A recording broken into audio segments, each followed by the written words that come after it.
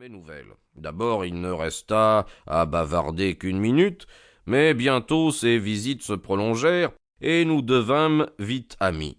C'était un garçon vigoureux, sanguin, plein d'esprit et d'énergie, à beaucoup d'égards mon contraste. Cependant, nous nous découvrîmes quelques points communs, et notre amitié se scella du jour où j'appris qu'il était aussi dépourvu d'amis que moi.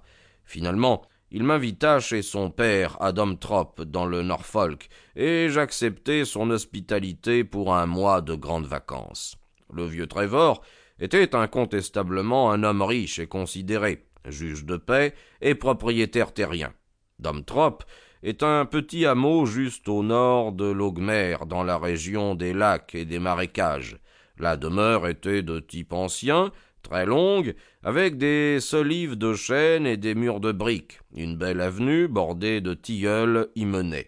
On chassait dans les fougères d'excellents canards sauvages. Il y avait du poisson remarquable. La bibliothèque était limitée, mais elle ne contenait que de bons ouvrages, hérités, d'après ce que je compris, d'un précédent occupant. La cuisine était convenable. Bref, il aurait fallu être bien difficile pour ne pas passer là 1 mois enchanteur. Le vieux Trevor était veuf, et mon ami était son fils unique. Il avait une fille, je crois, mais elle était morte de la diphtérie au cours d'un séjour à Birmingham. Le père m'intéressa énormément. Il n'était pas très cultivé, seulement il était doué d'une force primitive considérable, à la fois physique et mentale. Il avait peu lu, mais il avait beaucoup voyagé, et loin. Il avait vu le monde, et il se souvenait de tout ce qu'il avait appris. C'était un grand gaillard, à forte et épaisse carrure, à tignasse poivre et sel, avec un visage hâlé et des yeux bleus perçants qui lui donnaient parfois un air féroce. Pourtant, il avait dans le pays la réputation d'être bon et charitable. Au tribunal, il était renommé pour son indulgence.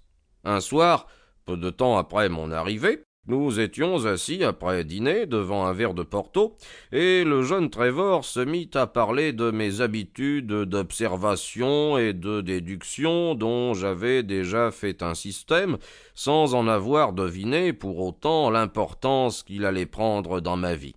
Naturellement, le vieillard crut que son fils exagérait en racontant 2 ou 3 exploits banals que j'avais accomplis. « Allons, monsieur Holmes, me dit-il en riant gaiement. Essayez de déduire quelque chose sur mon compte.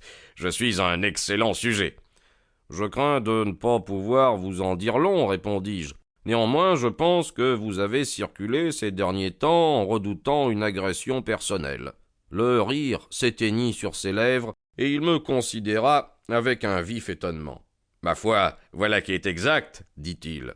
Tu sais, Victor, quand nous avons mis un terme aux activités de cette bande de braconniers, ils ont juré d'avoir notre peau. Et Sir Edward Robey a récemment été attaqué.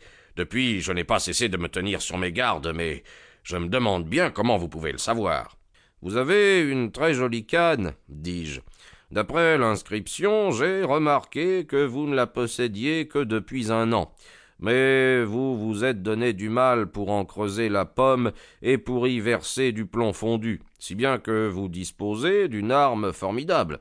J'en ai déduit que vous n'auriez pas pris de telles précautions si vous n'aviez pas redouté un danger quelconque. »« Ah, et quoi encore ?» me demanda-t-il en souriant. « Dans votre jeunesse, vous avez fait de la boxe. »« Exact, cela aussi. Et comment l'avez-vous deviné? Est-ce que mon nez n'est pas tout à fait droit ?»« Oh non, il ne s'agit pas de votre nez, mais de vos oreilles. Elles ont l'allongement et l'épaisseur qui ne se retrouvent que chez les boxeurs. »« Et rien d'autre ?»« Les callosités de vos mains m'apprennent que vous avez beaucoup retourné la terre. Tout mon argent vient d'un champ aurifère. Vous êtes allé en Nouvelle-Zélande. »« Ah, exact encore.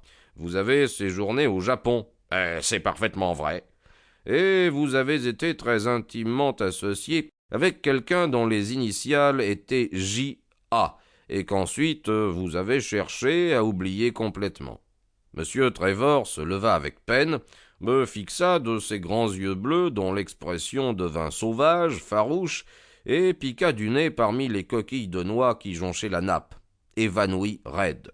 Vous pouvez imaginer, mon cher Watson, comme nous avons été bouleversés, son fils. Pour continuer à écouter ce livre audio gratuitement, cliquez sur le lien dans la description et vous pourrez l'écouter en entier sans frais grâce à l'essai de 30 jours d'Audible.